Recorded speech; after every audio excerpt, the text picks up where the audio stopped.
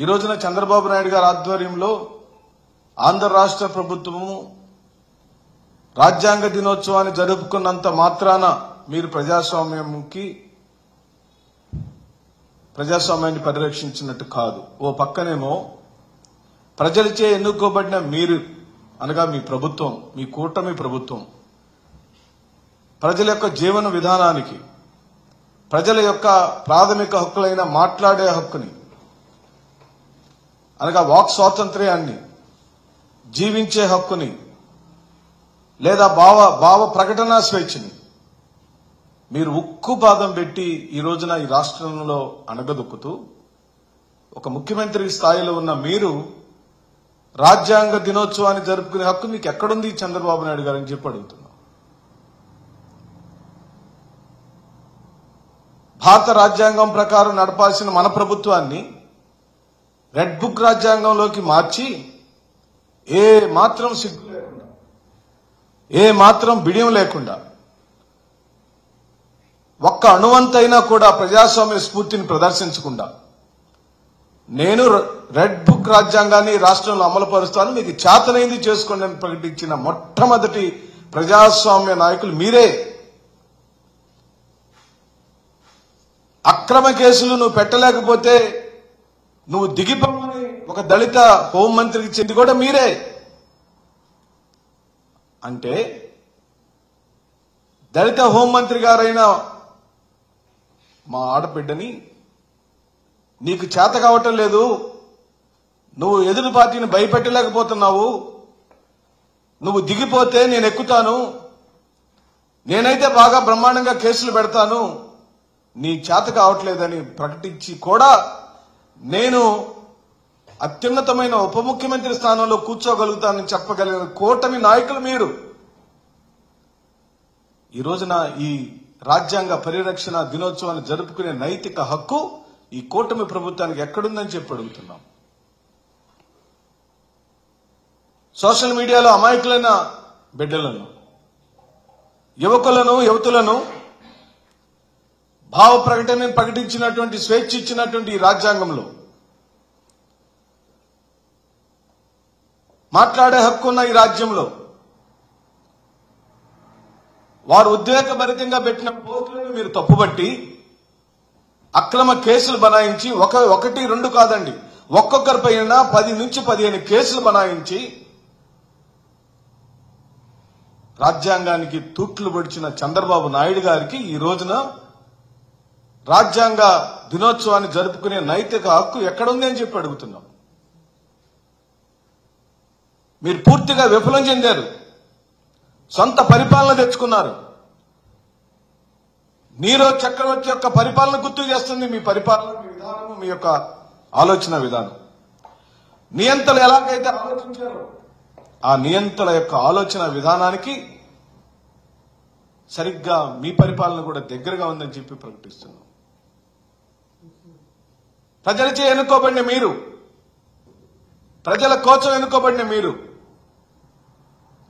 ప్రజల కోసం ఎన్నుకోబడిన మీరు కేవలం వైఎస్ఆర్ కాంగ్రెస్ పార్టీ కార్యకర్తలను, నాయకులను భయభ్రాంతులు చేయటం, రాష్ట్రంలో నుంచి తరిమివేయటం, అక్రమ కేసులు బనాయించి ఒక ఎంపీ స్థాయికి ఎదిగిన నందిగం సురేష్ లాంటి దళిత సోదరుణ్ణి ఈ రోజున అక్రమ కేసులు పెట్టి జైల్లో మగ్గిపోయేటట్టుగా చేసిన మీకు రాజ్యాంగ దినోత్సవాన్ని జరుపుకునే హక్కు ఎక్కడుందని చెప్పి అడుగుతున్నాం.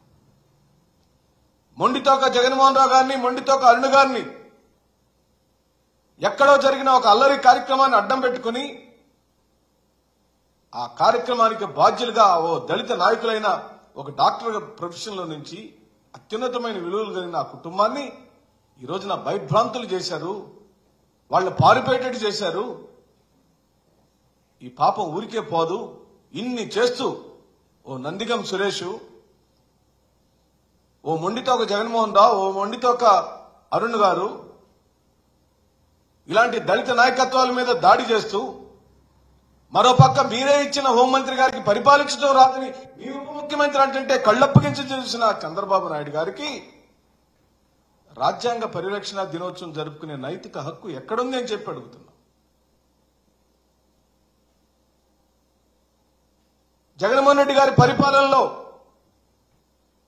వారు ఇచ్చిన సంక్షేమ పథకాల్లో అత్యధికమైన లబ్ధిదారులు మా దళిత సామాజిక వర్గం వాళ్ళైనప్పుడు, బలహీన వర్గాల వాళ్ళైనప్పుడు, మైనార్టీలు అయినప్పుడు, పెద్ద కులాల్లో పుట్టిన ఈబీసీ నేస్తలు లబ్ధిదారులు అయినప్పుడు, కాపు నేస్తలు లబ్ధిదారులు అయినప్పుడు, ఓ జాలర్కి, ఓ కుమ్మరికి, ఓ పాస్టర్ గారికి, ఒక ఇమాముకి,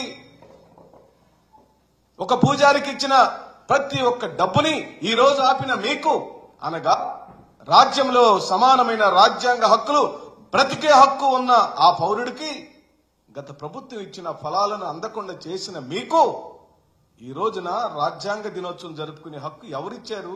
మీకు ఎలా ఉంది అని చెప్పి అడుగుతున్నాం. మీకు మనస్సాక్షి ఉందా అని చెప్పి అడుగుతున్నాం. ఒక్క ఇంట్లో ₹1,00,000, ₹1,70,000, ₹2,00,000, ₹3,00,000, ₹8,00,000 వచ్చిన ఓ ఇంటిని నేను గడప గడప కార్యక్రమంలో చూశాను. ఈ రోజు నా కుటుంబాలన్నీ బజారును పడినాయి. చంద్రబాబు నాయుడు గారు కరోనా వచ్చింది. కరోనా వచ్చినా కూడా ఆంధ్ర రాష్ట్రంలోని మారుమూల ప్రాంతాల్లో కొనుగోలు శక్తి, రాష్ట్ర ప్రజల యొక్క కొనుగోలు శక్తి ఎక్కడా తగ్గలేదు. ఎందుకో తెలుసా అండి? ఆ ప్రజలకు డీపీటీ సిస్టమ్ ద్వారా ఇంట్లో వెలువెల్లాడుతున్నప్పుడు కూడా ఈ ప్రభుత్వం బటన్ నొక్కి డబ్బులు వేస్తే వాళ్ళ కొనుగోలు శక్తి నిరంతరం కొనుగోలు చేస్తూనే వచ్చారు. అందుకే జీడీపీ గ్రోత్ ఎప్పుడు కూడా తగ్గకుండా వచ్చింది. అవే కాదు, చిన్న బిడ్డలను అత్యాచారాలు చేస్తే,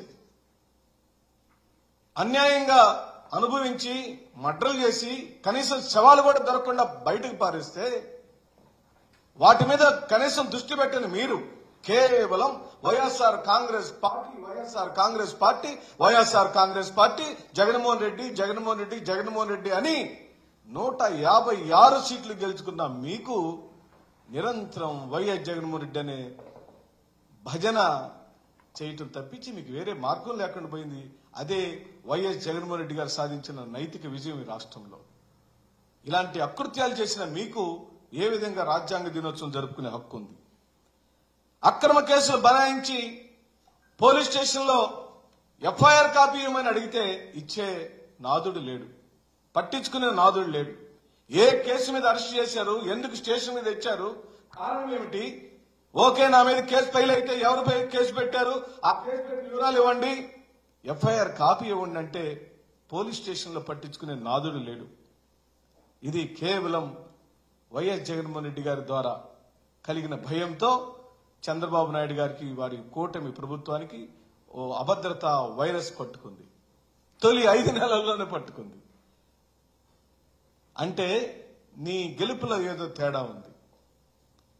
మీ గెలుపులో ఖచ్చితంగా తేడా ఉంది. మీరే గమనించమని చెప్పి ఆంధ్ర రాష్ట్ర ప్రజలను అడుగుతున్నాం. ప్రజాస్వామ్యబద్ధంగా చంద్రబాబు నాయుడు గారు ఈ కూటమి ప్రభుత్వం గెలిచుంటే 156 మంది తెలుగుదేశం ఎమ్మెల్యేలు, 21 మంది జనసేన ఎమ్మెల్యేలు, 8 మంది బీజేపీ ఎమ్మెల్యేలు, ఒక్క 11 మందే వైఎస్ఆర్ కాంగ్రెస్ పార్టీ గెలిస్తే ఇంత వికృతమైన దాడి మీరు ఈ ప్రజాస్వామ్య దేశంలో ఎందుకు చేయవలసి వస్తుంది? ఎందుకు చేస్తున్నారు అని అంటే